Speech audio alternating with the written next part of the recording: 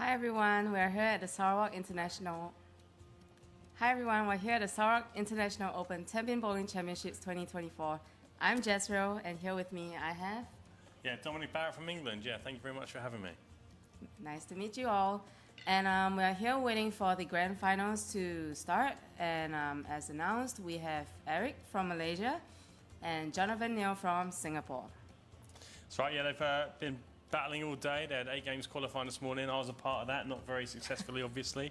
And they've just had a last man standing where the top 4 from this morning got to bowl 1 game, and there was 1 eliminated, followed by another game, and these are our final 2. Yeah. We just had our VIPs giving some speeches here and there and some performances. And just a huge thank you to the Sports, Youth and Development Minister, Dato Abdul Karim. Thank you for gracing our event, and hope you enjoyed all the performances out there. Yeah, thank you to Abbas and Mega Lanes here in Sarawak. They've been great hosts. Personally, I've really enjoyed their hospitality. Jazreel, I've been out to some great spots. Yeah, I love the food here. I love seafood. I love anything. I love food basically. So we went to Top Spot. Great seafood there. Dom especially likes the crayfish, which is pretty interesting. I never thought that you would be somebody who would like crayfish, but not bad. This is a good spot for me to come to. We don't have, we have a lot of seafood in England, but I don't, tend to go for that. I eat a lot more meat. So, being out here with great hosts has taken me out and really opened my eyes to the food in Sarawak, and I've really enjoyed it. Yeah. We also went to Sarawak Bowler Chong Jun Foo's restaurant. Pretty amazing as well. And he has a really cute kid who was standing at the counter, and I was like, oh my god, he's such a cutie. But yeah, did you like the food there as well? Yeah, everywhere. Everywhere's been so good. I mean, I've been here, my second time here, I was here a couple of years ago. Jackson Ting invited me over a couple of years ago and said to come back again, and it's been a real pleasure. It's actually his birthday today. Yes, so everybody who's tuning in, or if you see him anywhere in the bowling center, just go out to him and wish him a happy birthday.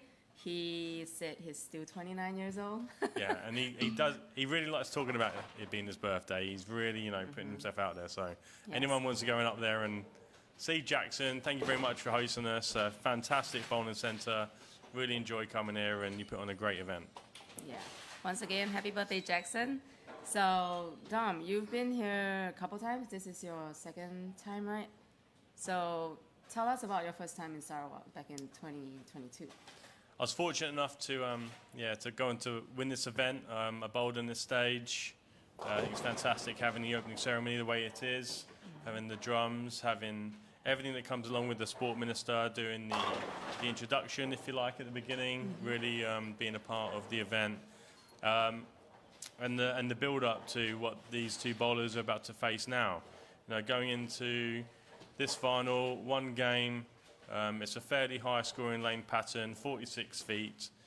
These guys have averaged way over 240 today, and they did very well in the semi-final before as well. I was fortunate enough to pick up the trophy last time I was here, but it's definitely someone else's turn this time. Yeah. So the oiling pattern has been laid out for quite a while now. So with the lights, with the performances, I think there was some smoke thing going on. So how do you think that's gonna affect or change the lanes? Yeah, not too much, I don't think. I think it was, we had the semi-final probably started around an hour and a half, 2 hours ago. The lanes were dressed at least. So the bowlers have been waiting around a little bit for that time, but seasoned professionals really. Even though Eric, we have here from Malaysia, 21. He's been bowling great. I believe he had a really good event last year as well. He made the top 2. He finished second last year. So I guess he really likes this bowling center. Matches up with his game. He feels really comfortable in a place where he does well. And it shows, so we'll see what he can do this time, if he can go 1 better.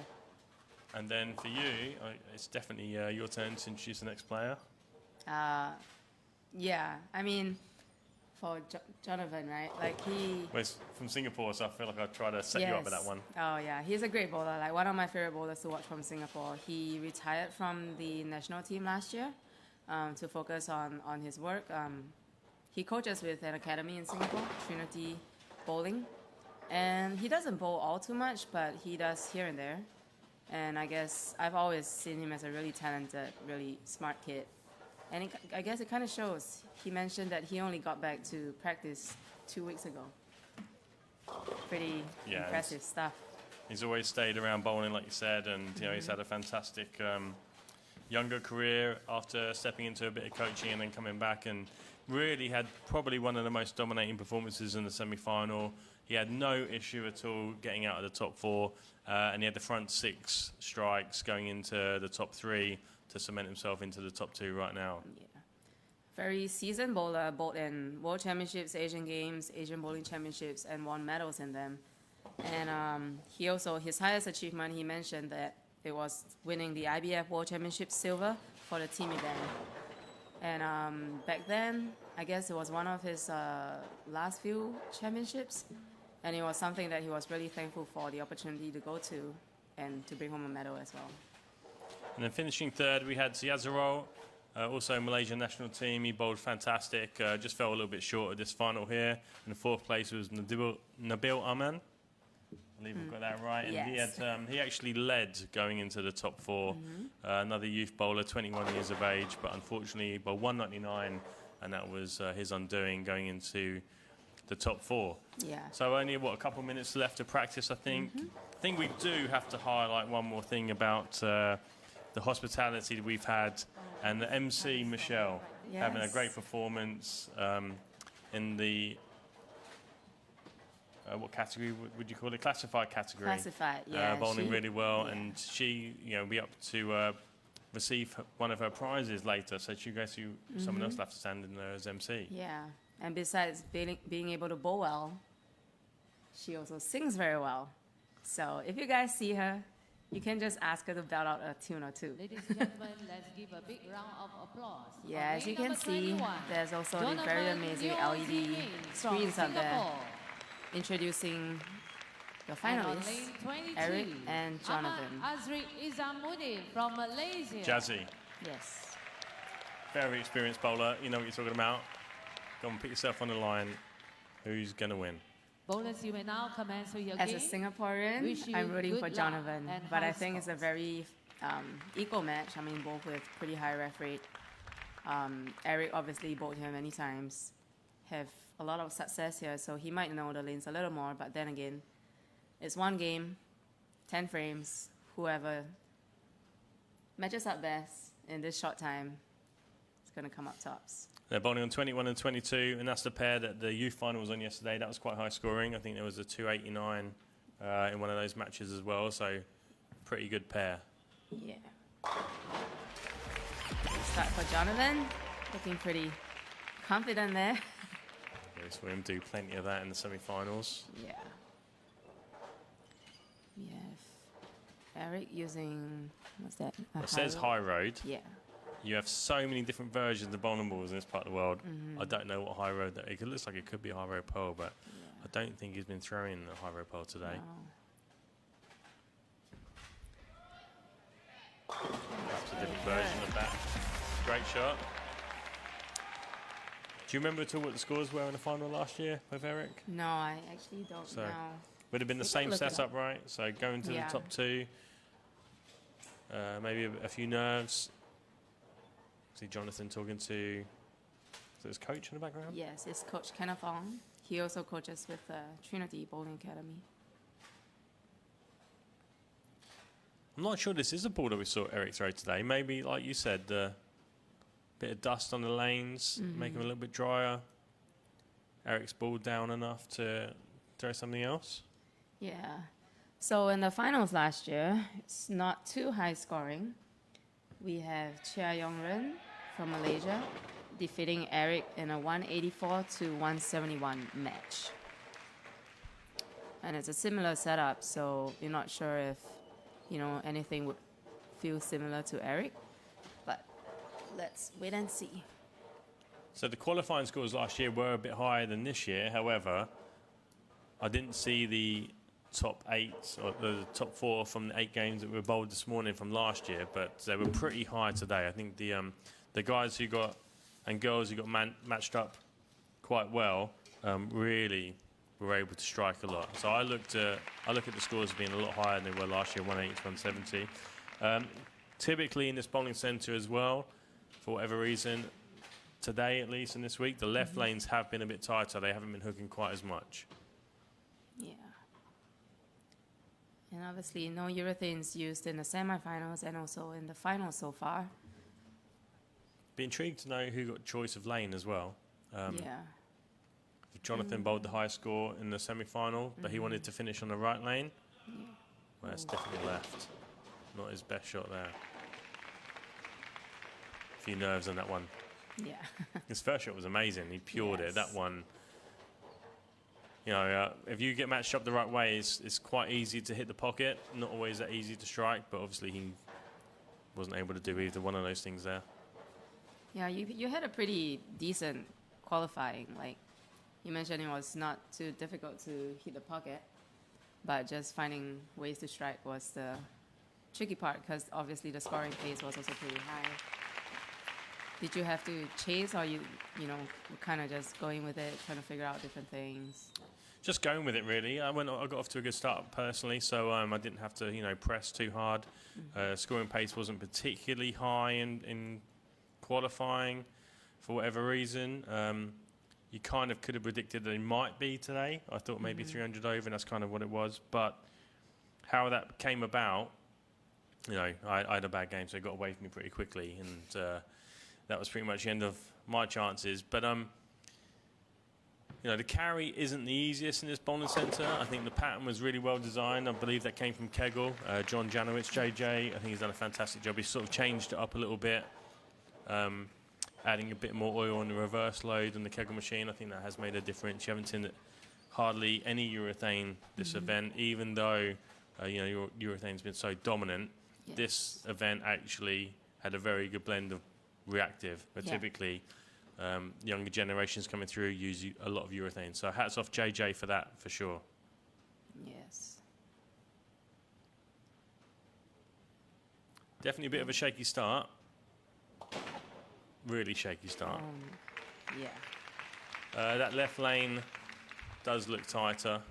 Doesn't hook as much down lane. The guy should have been used to that by now because it's been on almost every pair that I bowled on. It looks like it's every pair they bowled. It was definitely on their pair in the semi-final. The left lane was tighter. Missing the 2-4-8 light. You're aiming to get the 2 pin into the 4 pin, and so the ball takes out the 8. So the ball hooks across those pins, hitting the right-hand side of the 2 pin. But that was quite an error. Yeah. There from Jonathan. He's your mate. What happened? I guess nerves, or maybe, I don't know, if the pattern being set there for a while made a difference. He probably thought, the ball was going to pick up where it has been for the past few days. And especially since he bowled so well today and even in the semifinals. So I guess just a mistake, a big one. Definitely a nervy start from both of these guys. Starting to worry if he's going to make this spare. Oh, yeah. I think it's good. He should be fine. Malaysian national team makes you work very hard. You do lots of practicing, and I'm sure spares are a big part of that. So this will let us know how Eric's feeling. Yeah, we do practice a lot of spares over here in Asia. He even came off balance, but double tap. Double tap always makes you feel good about those 10 pins.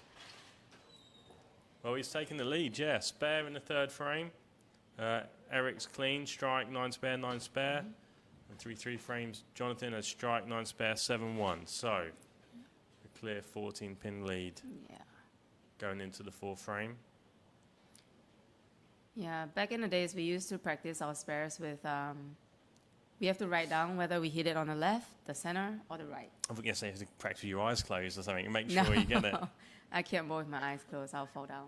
I've done it in a long time. Yeah, I can't. Left, center, or right. So, but the 10 pin, you don't want to hit on the right, do you? Yeah.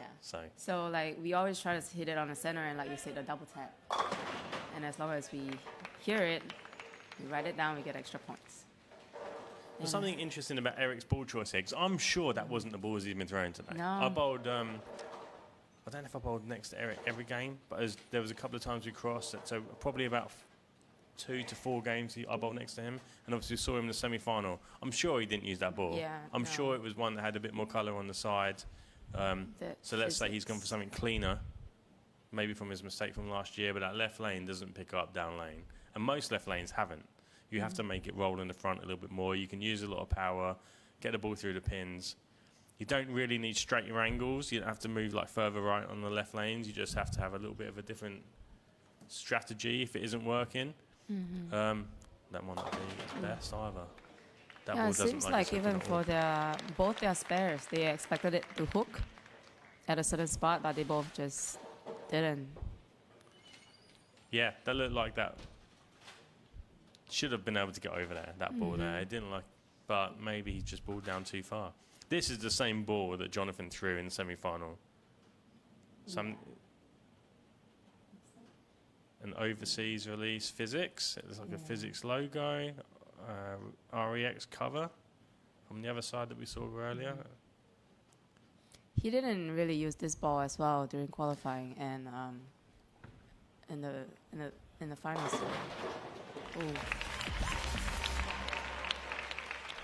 Yeah, good shot after his open, and he struck the first frame on the left lane. That was where he bowled his first frame. So he should be looking to get this double coming up here, and see if we can get this prediction right of it being higher scoring than 180 versus 170. Right now, it doesn't look like it. Yeah. It might be the TV pad issue like last year.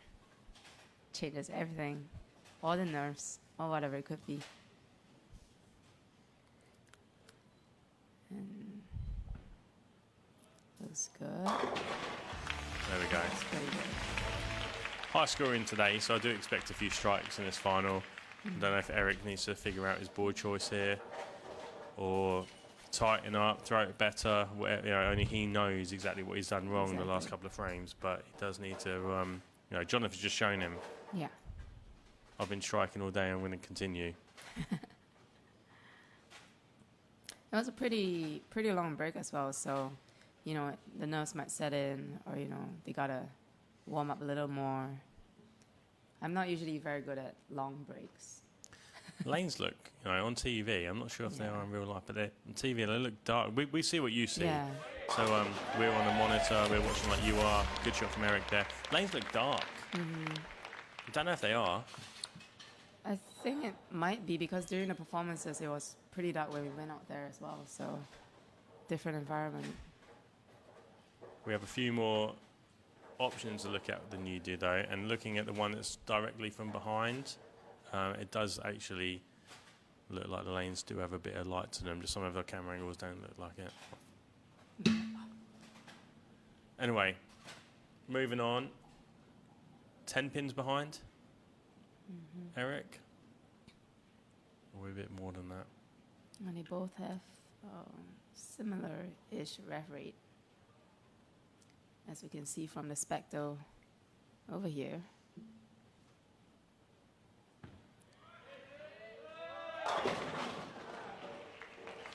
And the ball just getting a bit behind the head pin there. It never really picked up into like the really heavy roll that has been, for two-handers, definitely in Eric early on today. Throwing pins around everywhere, but that one you could see skidded a little bit too far, skidded into the pocket a little bit, and hit pretty weak. That left lane just being a little bit tighter. Yeah, definitely looks different from the semi-final match as well. From the angle, it's not too clear, but it looks like it's really a lot lesser reaction down lane. Got that covered. Okay, we're gonna check on the scores again. So I think Eric can strike out, we're through 6 frames right now. I don't know if you guys at home can see the scores. Eric's had 1 open and no double, sparing a 6th frame. Can strike out for 225. And we're just adding up Jonathan's now. If Jonathan strikes out, he can bowl 255. So really, that is not his best shot, though. Forget about that 255. To that other one, yeah. Really shut that down. Like I feel like the bowlers who bowled well today could get it back from around 8 board, 7 board. Probably not much further right than that, but that's how they got the hole. They would hook the ball, you know, right second arrow down lane, and they had a little bit hold from there. And you can see both of these guys get up the back of the ball quite a lot, lots of power. So that's how they, you know, got their carry. Oh, it's a huge mistake from Jonathan over there. Not sure what happened. Yeah, okay, 180, 170 might be back on. Yeah, definitely. Well, so Eric, you know, with his potentially ball choice that might have kept us wondering what he was doing. Jonathan's couple of shots there were pretty poor. Eric has taken the lead on the bench. Jonathan now can strike out. You know, we've bowled 6 frames. There's 7, 8, 9, 10 to go. This is the 7th frame. First person to bowl the 7th frame. He can strike out for 219. Eric can strike out for 225. That's much better than John. Is that just him, you know, not being here for a while, not being in this moment for a while, you know, taking time off for bowling, coming back, having a really good day, the final's here? The last tournament that I watched him bowl was actually at the Sonic International Classic. He led the tournament. And in the final match, he was just never got comfortable. Maybe, I don't know, maybe it's his mental or whatever, but he always kills it in the qualifying. Being in the step ladders, sometimes it's not his strongest suit, unfortunately. But I think also definitely like being away from some tournaments, I would definitely have someone else. Yeah, you can see And it's not easy. Yeah, the hometown crowds cheering on Eric there. Exactly. Malaysian bowler. You know, I think good shot there from Jonathan in the 7th frame, obviously from Eric in the 7th frame there as well. So sit down, you know, think about what he did in the semi-final, what he's done all day.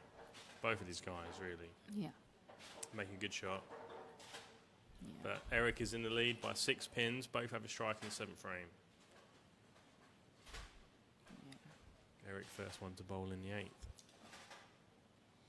Still a pretty close match with a lot of pins out there left. You were always good in this position. What would you do, Jazzy? What's your mental process? Just try to get the ball out of my hand. I mean, like, after bowling for so many years, I still get nervous. I don't A lot. mind nerves. Yeah, and I think at some point in time, you just got to think of, you know, just get your feet to the foul line, get the ball out of your hand, make a shot, and we'll see what happens. So the 2-4-5 there from Eric. Well, I don't think that was his worst shot. It's hard to say, you know, camera angles, you're kind of looking from the side, you don't really see bowlers from the side. That wasn't, the ball speed wasn't slow. Just obviously hit very light, went maybe too long again. Maybe this pair is way trickier than giving it credit for. Yeah. All right, these guys. And that changes things again. Come on, guys. They're all struggling on that left lane over there. Just like Dom said, the left lane has been a lot trickier, a lot slicker throughout the entire week. Right, so Eric can strike out now. After that miss in the 8th frame, he can strike out for 193. If he goes spare, strike, spare, no, pacing, 173. He has 133 in the 8th frame. Now, let's see what happens from Jonathan. But he has a strike in the 7th frame. This is his 8th frame. This is a big shot coming up. He can really take command of this match now with a couple of good frames. I mean, from the side, it looked like it was also wiggling a little bit. Yeah, I mean, it came off his hand really good, didn't it? I mean, it didn't even really hear it hit the lane. You know, it was a lane that I would assume was going to hook a little bit more. It looked like it could have been a touch left. The ball didn't slow down, or he threw it a bit faster. It was hard to say. But you know, spare here to take the lead. If he, you know, open frame here, and he's already missed a 2-pin once. Yeah. And he was hooking at a spare, so a spare here to take the lead, and open, and he's behind. He's hooking at it again. Got that covered. You are I was a little the scared. concern. Yeah. The concern and the care. Oh, Jonathan, please make it. Come Yeah. on. Yes. You're Jonathan's coach right now. What are you going to say to him? Relax. Relax. I think I'll give him a slap. I think another way around. I don't want you to relax. I want you to deal with the situation. Deal with the pressure. Get up there, accept it for what it is, and make a good shot. You'd go relaxed, though. You would say, oh, come on, Jonathan, it's all right. I think he's really done really well. I mean, like, it's not easy getting into that position, especially not bowling for so long. And don't know what's going through his mind, but he's Good okay. shot. Good shot. He's still in it. Yeah. So first shot in the ninth frame. He's at 138 on the 8th. It's maybe about, what's that, five pins? He's in the 190s. Spares this in the closing 10th frame, put him into the 190s. Eric needs to strike out for 193. So this, yeah. Commanding lead, really. Needs a spare, though. Be tidy. Keeps it tidy. Now, it's up to Eric to put the pressure on. Yep. I think he will. I think, you know, he struck a couple of... The last 2 frames on the right lane coming up now for Eric. He has struck. He needs to strike. I think, you know, for Eric now, go through this process, make sure he just is able to, let's say this lane's a bit more comfortable for him, he's able to go and be able to repeat kind of what the last 2 frames for him has done. I think he sees this lane a little bit better. Yeah. See if he can get this strike now. And put some pressure on Jonathan to close up his frames at the end. And that's pretty good. Yeah. So for Jonathan's actually in the 170s, not the 190s, with frame out. So Jonathan can strike out for 188, Eric can strike out for 193. So double here from Eric will put the match away. Yes. I thought his last shot on this lane wasn't his worst. He's got to make a bit of an adjustment off of that one. It didn't slow down. Can he get this ball to the pocket and can he get it to strike? Yeah, he struggled with this lane. So we'll see if he makes the right move.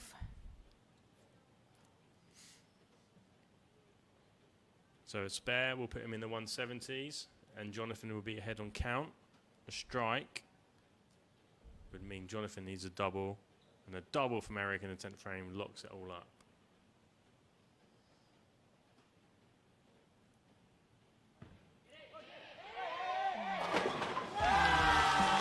That's the first one. Good one. That puts him in the 180s. Yep.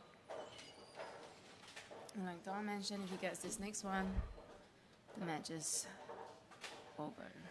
Yeah, strike and 6 pins.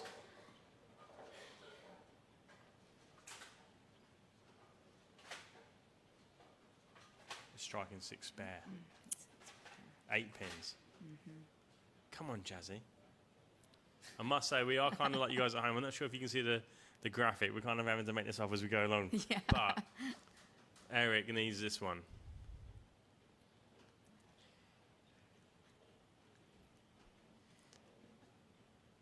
Been confirmed it's only 1 game as well. This is it. Big shot for Eric. Keep it in his own hands here.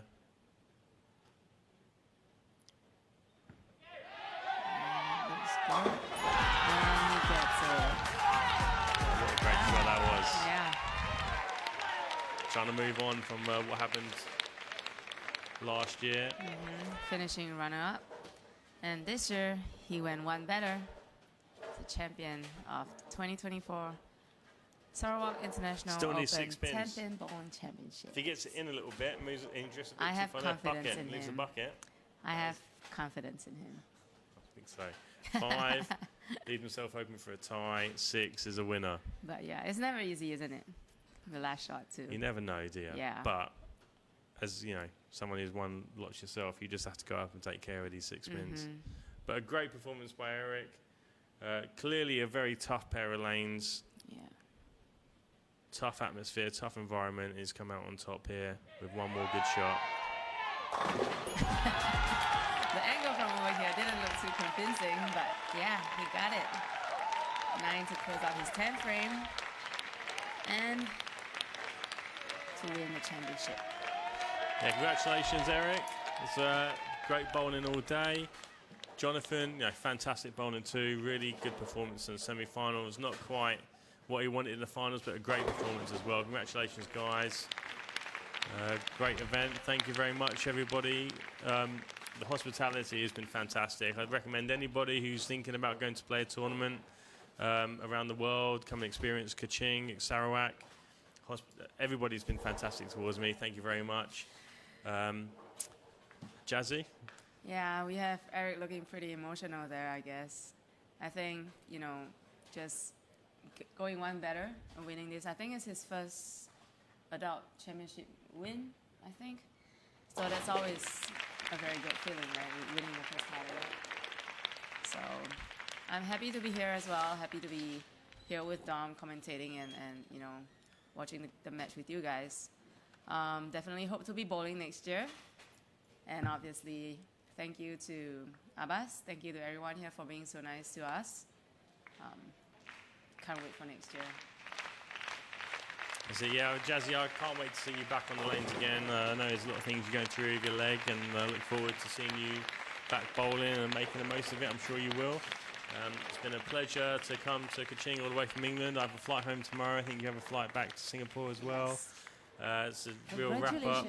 We'll get back to Michelle in a second, the MC, and we'll see some of the presentation. But congratulations, Eric. And also big thank you Jonathan for myself.